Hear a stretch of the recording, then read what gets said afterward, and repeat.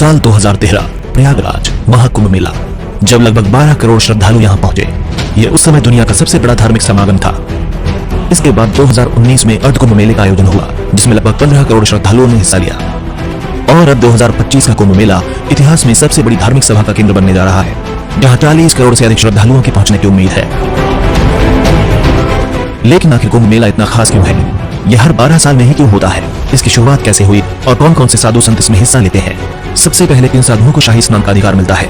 आज हम जानेंगे प्रयागराज कुंभ मेले का इतिहास, उसकी उत्पत्ति और उससे जुड़े कुछ अद्भुत तथ्य। तो चलिए चलते हैं इस अनोखी आध्यात्मिक यात्रा पर। हिंदू पौराणिक कथाओं के अनुसार जब देवताओं और असुरों के बीच अमृत पाने के लिए समुद्र मंथन हुआ, तब इसमें से एक अमृत कलश निकला था। अमृत कलश को प्राप्त करने के लिए देवताओं और राक्षसों में युद्ध छिड़ गया। तब भगवान विष्णु मोहिनी रूप धारण करके इसे लेकर आकाश मार्ग से यात्रा करने लगे।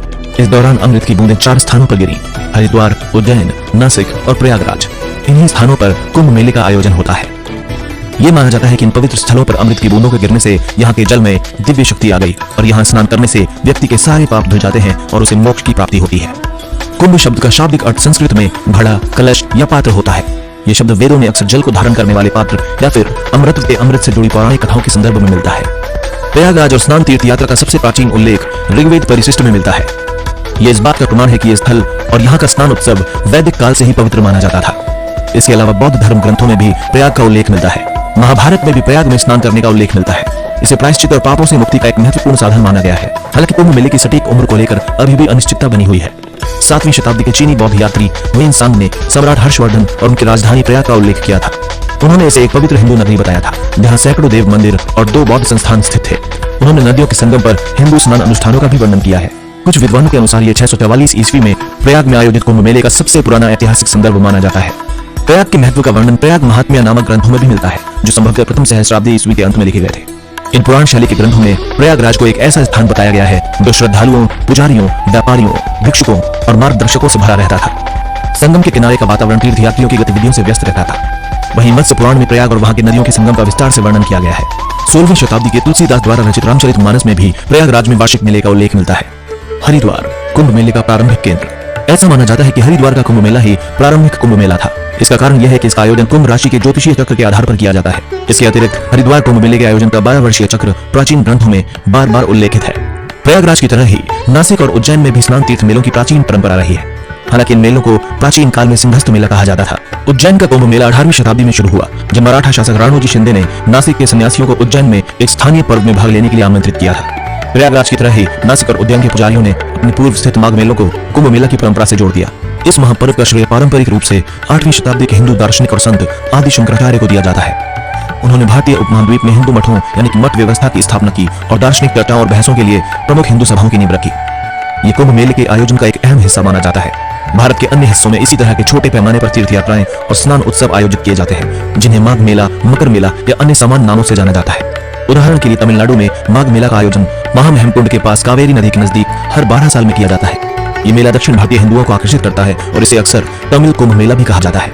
इसी तरह कुरुक्षेत्र, सोनीपत और नेपाल के पनौती जैसे अन्य स्थानों पर भी माघ मेला या मकर मेला के स्नान तीर्थ और मेले आयोजित होते हैं, जिन्हें कई बार कुंभ मेला के समान ही माना जाता है। प्रत्येक कुंभ मेला करोड़ों श्रद्धालुओं को आकर्षित करता है, जिसमें सबसे बड़ी सभा प्रयागराज कुंभ मेले में होती है और उसके बाद हरिद्वार कुंभ मेले का स्थान आता है। रिपोर्ट्स के अनुसार 2019 के कुंभ मेले में 20 करोड़ से अधिक हिंदू श्रद्धालुओं ने हिस्सा लिया था, जिसमें सबसे ज्यादा भीड़ वाले दिन 4 फरवरी 2019 को 5 करोड़ लोगों ने संगम पर स्नान किया था। यह महोत्सव दुनिया के सबसे बड़े शांतिपूर्ण मानव सभाओं में से एक माना जाता है और इसे विश्व का सबसे बड़ा धार्मिक तीर्थ सम्मेलन कहा जाता है। इसके महत्व को देखते हुए इसे यूनेस्को की अमूर्त सांस्कृतिक धरोहर की सूची में शामिल किया गया है। अखाड़े और योद्धा सन्यासी। कुंभ मेले की सबसे प्रमुख विशेषताओं में से एक है साधु संतों के शिविर और उनके भव्य जुलूस। ये साधु अपने अखाड़ों के बैनर तले कुंभ मेले में एकत्र होते हैं, जिनका इतिहास धार्मिक, आध्यात्मिक और सैन्य परंपराओं से जुड़ा हुआ है। 18वीं शताब्दी तक इन साधु संगठनों का स्वरूप अधिक संगठित हो गया था। ये साधु अखाड़ों में विभाजित हो गए। वर्तमान में कुल 13 प्रमुख अखाड़े हैं, जिनमें 10 हिंदू परंपरा से जुड़े हैं और 3 सिख परंपरा से। प्रत्येक अखाड़े का अपना ध्वज, चिन्ह और आचार संहिता होती है। अखाड़ों के साधु और सन्यासी कुंभ मेले में शाही स्नान के दौरान सबसे पहले संगम में स्नान करते हैं। शाही स्नान अखाड़ों के बीच प्रतिष्ठा का प्रतीक माना जाता है। नागा साधु। अखाड़ों की जड़ें हिंदू नागा सन्यासियों की परंपरा में मिलती हैं। नागा सन्यासी निर्वस्त्र योद्धा सन्यासी थे, जो युद्ध में बिना कपड़ों के जाते थे। वे धार्मिक संरक्षण और आध्यात्मिक मूल्यों की रक्षा के लिए संगठित हुए थे।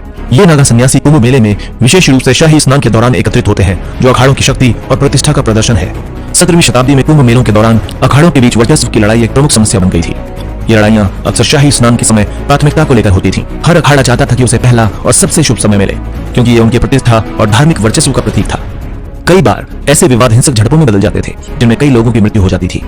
ईस्ट इंडिया कंपनी के शासनकाल के दौरान दस्तावेजों में ऐसे कई उदाहरण दर्ज हैं जहां अखाड़ों के बीच खूनी संघर्ष भी हुए। 1760 के हरिद्वार कुंभ मेले में शैव और वैष्णव साधुओं के बीच हिंसक झड़पें हुई, जिनमें सैकड़ों साधुओं की जान चली गई थी। इसी तरह 1789 के नासिक कुंभ मेले में एक और खूनी संघर्ष हुआ, जिसमें 12,000 से अधिक सन्यासियों के मारे जाने का दावा एक मराठा पेशवा के ताम्रपत्र में किया गया है। यह विवाद भी स्नान के क्रम को लेकर शुरू हुआ था, क्योंकि यह अखाड़ों के सामाजिक और धार्मिक रुतबे का संकेत माना जाता था। वहीं 1796 के हरिद्वार कुंभ मेले में शैव सन्यासी और उदासी संप्रदाय के बीच शिविरों और सुविधाओं के अधिकार को लेकर झड़पें हुई। 2025 का प्रयागराज महाकुंभ मेला एक ऐसा आध्यात्मिक और सांस्कृतिक महोत्सव जो आस्था, परंपरा और आधुनिक तकनीक का अद्भुत संगम बनने जा रहा है। यह महाकुंभ 13 जनवरी से 26 फरवरी 2025 तक आयोजित होगा और इसमें करीब 40 करोड़ श्रद्धालुओं के आने की उम्मीद है। प्रशासन इस महाकुंभ को इतिहास के सबसे व्यवस्थित और सुरक्षित आयोजनों में से एक बनाने के लिए दिन रात जुटा हुआ है। 92 सड़कों का नवीनीकरण, 30 पॉन्टून पुलों का निर्माण और 800 से अधिक बहुभाषीय साइनेज श्रद्धालुओं की सुविधा के लिए तैयार किए गए हैं। कुंभ के दौरान सुरक्षा को सर्वोच्च प्राथमिकता दी जा रही है। AI आधारित निगरानी प्रणाली, अंडर वाटर ड्रोन और भीड़ प्रबंधन टीमों की सहायता से हर गतिविधि पर बारीकी से नजर रखी जाएगी। स्वास्थ्य सुविधाओं को मजबूत बनाने के लिए अस्थायी अस्पताल, इमरजेंसी मेडिकल सेवाएं और विशेष स्वास्थ्य दल तैनात किए गए हैं।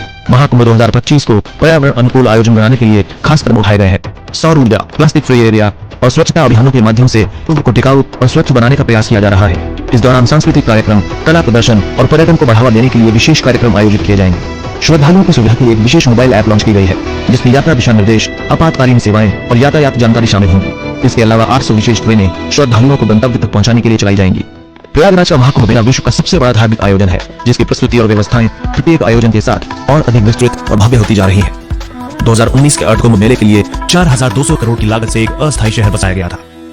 ये शहर 250 हेक्टेयर में फैला था, जिसमें 1,22,000 अस्थायी शौचालय, साधारण डॉर्मेट्री टेंट से लेकर 5 स्टार सुविधाओं वाले टेंट, भारतीय रेलवे द्वारा 800 विशेष ट्रेनें और IBM द्वारा आर्टिफिशियल इंटेलिजेंस आधारित वीडियो निगरानी शामिल थी। इसके अलावा inland waterway authority of India द्वारा नदी परिवहन प्रबंधन और आगंतुकों की सुविधा के लिए एक मोबाइल एप्लीकेशन भी विकसित किया गया। 142 साल पहले साल 1882 में महाकुंभ का आयोजन महज 20,000 रुपए की लागत से हुआ था। महाकुंभ मेला 2025 की तैयारियों के बीच इस महाआयोजन का जो बजट निकलकर सामने आ रहा है, वो करीब 7,500 करोड़ रुपए है। 17वीं शताब्दी में कुंभ मेलों के दौरान अखाड़ों के बीच वर्चस्व की लड़ाई एक प्रमुख समस्या बन गई थी। ये लड़ाइयां अक्सर शाही स्नान के समय प्राथमिकता को लेकर होती थीं। हर अखाड़ा चाहता था कि उसे पहला और सबसे शुभ समय मिले, क्योंकि ये उनकी प्रतिष्ठा और धार्मिक वर्चस्व का प्रतीक था। कई बार ऐसे विवाद हिंसक झड़पों में बदल जाते थे, जिनमें कई लोगों की मृत्यु हो जाती थी। ईस्ट इंडिया कंपनी के शासनकाल के दौरान दस्तावेजों में ऐसे कई उदाहरण दर्ज हैं जहां अखाड़ों के बीच खूनी संघर्ष भी हुए। 1760 के हरिद्वार कुंभ मेले में शैव और वैष्णव साधुओं के बीच हिंसक झड़पें हुई, जिनमें सैकड़ों साधुओं की जान चली गई थी। इसी तरह 1789 के नासिक कुंभ मेले में एक और खूनी संघर्ष हुआ, जिसमें 12,000 से अधिक सन्यासियों के मारे जाने का दावा एक मराठा पेशवा के ताम्रपत्र में किया गया है। 18वीं शताब्दी में इन बार बार होने वाले संघर्षों, अखाड़ों की युद्ध प्रिय प्रकृति और कुंभ मेलों में होने वाले व्यापार और कर संग्रह के अवसरों ने ईस्ट इंडिया कंपनी का ध्यान अपनी ओर खींचा। कंपनी के अधिकारियों ने कुंभ मेले के दौरान शिविरों का लेआउट तैयार किया, व्यापारिक स्थानों को व्यवस्थित किया और स्नान के क्रम को निर्धारित किया, ताकि झड़पों से बचा जा सके। साल 1947 में स्वतंत्रता के बाद ये भूमिका राज्य सरकारों को सौंप दी गई। अब राज्य सरकारें कुंभ मेले के लिए आवश्यक बुनियादी ढांचा तैयार करती हैं, जिनमें सुरक्षा, स्वच्छता, यातायात और शिविर व्यवस्था शामिल है। कुंभ के मेले में कई साधु ऐसे भी होते हैं जिनका संबंध किसी भी अखाड़े से नहीं होता। इन्हें अकेले साधु कहा जाता है। वे किसी संस्था या संगठन के बजाय स्वतंत्र रूप से अपने धार्मिक और आध्यात्मिक अनुष्ठान करते हैं। इतिहास में कुंभ मेले के दौरान कई भगदड़ की घटनाएं हुई हैं, जिनमें सैकड़ों लोगों की जान चली गई। 1820 में हरिद्वार कुंभ मेले के दौरान भगदड़ में 485 श्रद्धालु मारे गए थे। 1996 के कुंभ मेले में भगदड़ के कारण 50 लोगों की मृत्यु हुई। इन घटनाओं ने प्रशासन को भीड़ प्रबंधन और इंफ्रास्ट्रक्चर सुधार की ओर ध्यान देने के लिए मजबूर किया। हर कुंभ मेले के बाद सीखे गए सबक को अगली बार बेहतर तरीके से लागू किया जाता है। इसके अलावा कुंभ मेला स्थानीय अर्थव्यवस्था के लिए एक बड़ा आर्थिक इंजन भी है। लाखों तीर्थयात्रियों और पर्यटकों के आगमन से व्यापार, होटल व्यवसाय, परिवहन और स्थानीय सेवाओं में भारी वृद्धि होती है। 1796 और 1808 के कुंभ मेले में 20 से 25 लाख श्रद्धालु शामिल हुए थे। 1892 से 1908 के बीच जब भारत भयानक अकाल, हैजा और प्लेग महामारी का सामना कर रहा था, कुंभ मेले में श्रद्धालुओं की संख्या घटकर मात्र 3 से 4 लाख ही रह गई थी।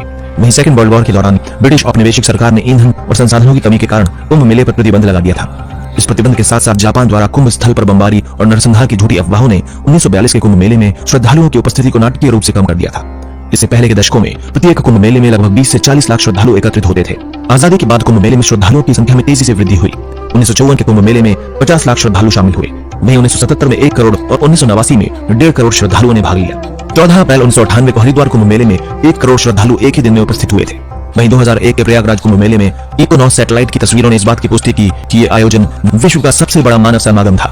सरकारी अनुमानों के अनुसार 70 मिलियन यानी 7 करोड़ से अधिक लोग पूरे आयोजन में शामिल हुए थे, जिसमें से 4 करोड़ लोग मौनी अमावस्या के एक ही दिन में स्नान के लिए संगम पर पहुंचे। 2007 के प्रयागराज अर्ध कुंभ मेले में लगभग 7 करोड़ तीर्थयात्रियों ने हिस्सा लिया था। इसके बाद 2013 के प्रयागराज कुंभ मेले में ये संख्या 12 करोड़ तक पहुंच गई। नासिक कुंभ मेले में भी भारी संख्या में श्रद्धालु एकत्र हुए, जहां उपस्थिति का अनुमान 7.5 करोड़ तक लगाया गया था। कुंभ मेला न केवल विश्व का सबसे बड़ा धार्मिक आयोजन है, बल्कि ये भारत की सांस्कृतिक, सामाजिक और प्रशासनिक शक्ति का भी प्रतीक है। आधुनिक प्रौद्योगिकी, बेहतर प्रबंधन और समर्पित प्रशासनिक प्रयासों के माध्यम से कुंभ मेला अब एक वैश्विक सांस्कृतिक विरासत के रूप में स्थापित हो चुका है। यह आयोजन न केवल धार्मिक आस्था का प्रतीक है, बल्कि ये सामूहिक एकता, सांस्कृतिक गौरव और मानवता की शक्ति का भी उदाहरण है।